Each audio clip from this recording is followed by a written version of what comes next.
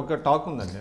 అంటే అప్పట్లో ఈనాడు పేపర్లో పెద్దల సభలో గలాబా అనేటువంటి ఒక వార్త రావటం, అప్పుడు వీళ్ళందరూ కలిసి కొంతమంది బోయి భీమన్న గారు వీళ్ళందరూ కలిసి రామోజీరావు గారిని సమన్ చేయడానికి ట్రై చేస్తే ఆయన కొంత రామారావు గారి మీద ప్రివేల్ అయ్యి కౌన్సిల్ రద్దు చేయించారు అనేటువంటిది ఒక టాక్ ఉంది. అది ఒక కారణం మాత్రమే. కౌన్సిల్లో ఈ వాజ్ నాట్ కంఫర్టబుల్ ఎన్టీఆర్. ప్రతి చిన్న విషయాన్ని కూడా మొదటి నుంచి కౌన్సిల్ మీద అతనికి అభిప్రాయం లేదు. ఎన్నికల్లో అతను తెలుగుదేశం పార్టీ పెట్టినప్పుడు ఈ కౌన్సిల్ కానీ రాజ్యసభ కానీ ఇవి ఉండాల్సిన అవసరం లేదు అని చెప్పి వేరే భాషను కూడా చెప్పాడు. అంటే రద్దు చేస్తామని కూడా చెప్పారా? మొదటి నుంచి వారి మీద సదుద్దేశం లేదు అతనికి. అవతల ఈ చైర్మన్ గారు గట్టిగా ప్రివైల్ అయ్యేటప్పటికి కాదని చెప్పలేకపోయినాడు. ఈ రామోజీరావు కూడా ఒక అంశం, అది కూడా ఒక భాగమే కాదు, పూర్తి అంశం అది కాదు.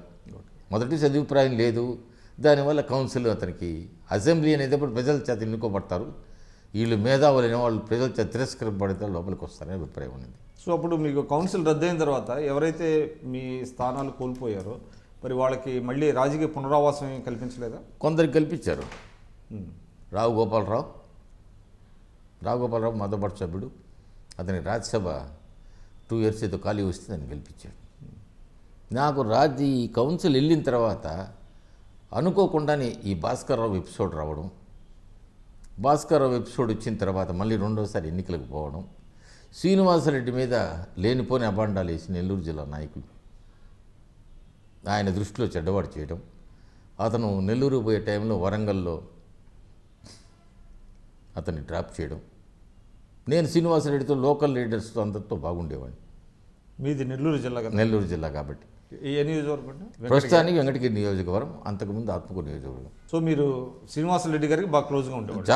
చాలా దగ్గర అనుచరుడి కంటే ఉండేవాడిని. ఓకే. క్లోజ్ని కూడా చెప్పను కానీ అనుచరుడు అంటే ఆయన ఒప్పుకోడు, కానీ నన్ను చాలా బాగా చూశాడు అతను. ఉద్యమం నడిపాడంటే నా వల్ల నడిపాడు అతను. 11 నెలలు ఉద్యమం నడిపితే ప్రతి మండలంలో మీటింగ్ పెట్టాము మేము. సో ఆ విషయాల తర్వాత అంటే ఇప్పుడు ఎన్టీ రామారావు గారికి శ్రీనివాసరెడ్డి గారికి డిఫరెన్సెస్ వచ్చినాయి, కారణం ఏంటి? అతను కూడా మరొక భాస్కర్రావు అవుతాడు, అవినీతిపరుడైనాడు అని చెప్పి అతని మీద పితూరులు చెప్పారు ఆ రోజుల్లో ఎన్టీఆర్కి. ఎవరు? మీ నెల్లూరు జిల్లా నాయకులు. కానీ శ్రీనివాసరెడ్డి గారికి చాలా అంటే ఒక మంచి పేరు ఉంది కదా ప్రజలలో. ఈ రోజుకి కూడా ఏసీ సుబ్బారెడ్డి తర్వాత మంచి పేరు ఉన్నదంటే బెజవాడ గోపాలరెడ్డి, ఏసీ సుబ్బారెడ్డి కోలో వారికంటే కూడా ప్రజలతో నిత్య సంబంధాలు కలిగిన వ్యక్తి. ఇంతవరకు అతను ఎప్పుడు కూడా అసెంబ్లీలో ఒక్కరోజు కూడా ఆబ్సెంట్ కాల. ఆఖరి రోజు సెలైన్ పెట్టుకొని వచ్చి సంతకం పెట్టాడు.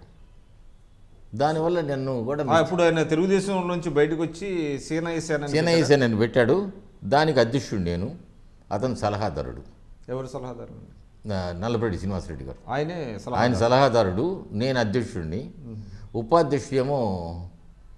అంటే మీ ఉద్దేశం ఏంటప్పుడు సేన పెట్టడంలో మీ ఉద్దేశం అంటే అది ఒక రాజకీయ పార్టీగా కన్వర్ట్ చేద్దామనే, లేకపోతే తెలుగుదేశాన్ని దెబ్బ కొట్టడంలోనే? మాకు ఉన్న చరిత్ర ఇటువంటి పరిస్థితుల్లో మేము బయటికి రావాల్సి వచ్చింది, ఇక్కడ జరుగుతున్న వ్యవహారాలు ఏంది అనేది రాష్ట్రం అంతా వివరించేటప్పటికి ఎక్కడ మీటింగ్ పెట్టినా చాలా తక్కువ ఎఫర్ట్తో జనం విపరీతంగా వచ్చారు. నిజాం కాలేజీ మీటింగ్ పెడితే ఎఫర్ట్ లేకుండా, అది కూడా అతనికి టైమింగ్ తెలుసు ఇప్పుడు పెడితే మంచిదని, 5 గంటలు ఇప్పుడు పెట్టాడు. సెక్రటేరియట్ వదిలిన రోజు నిజామాబాద్లో మీటింగ్ పెడితే విపరీతంగా వచ్చారు. వరంగల్లో, కరీంనగర్లో, నెల్లూరు అంటే మా సొంతది, కడపలో వాటికన్నిటికి కూడా సహకారం అందించిన వాళ్ళు కాంగ్రెస్ వాళ్ళే.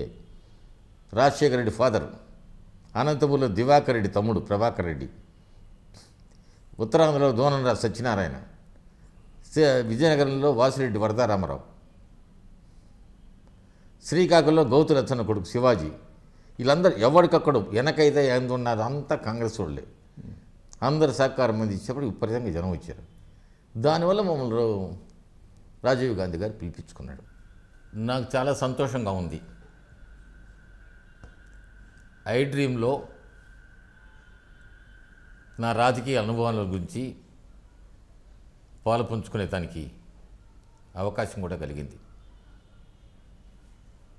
నేను రాజకీయాల్లో గత 40 సంవత్సరాల రాజకీయాల్లో ఉన్నాను.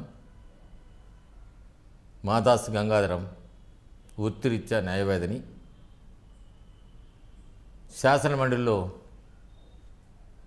2 సార్లు సభ్యులుగా ఉన్నాను.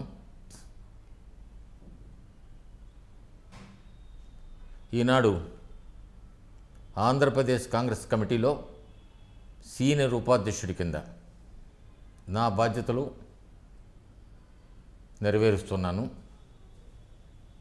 గత 30 సంవత్సరాల నుంచి నా అనుభవాలు గురించి నిష్పక్షపాతంగా ఏమీ దాచుకోకుండా చెప్పడం జరిగింది.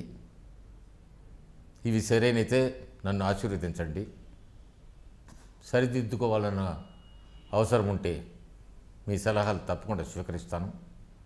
కొన్ని కష్టమైన నిష్ఠూరమైన కానీ మీ సలహాలు స్వీకరించడానికి సిద్ధంగా ఉన్నా. నమస్కారం.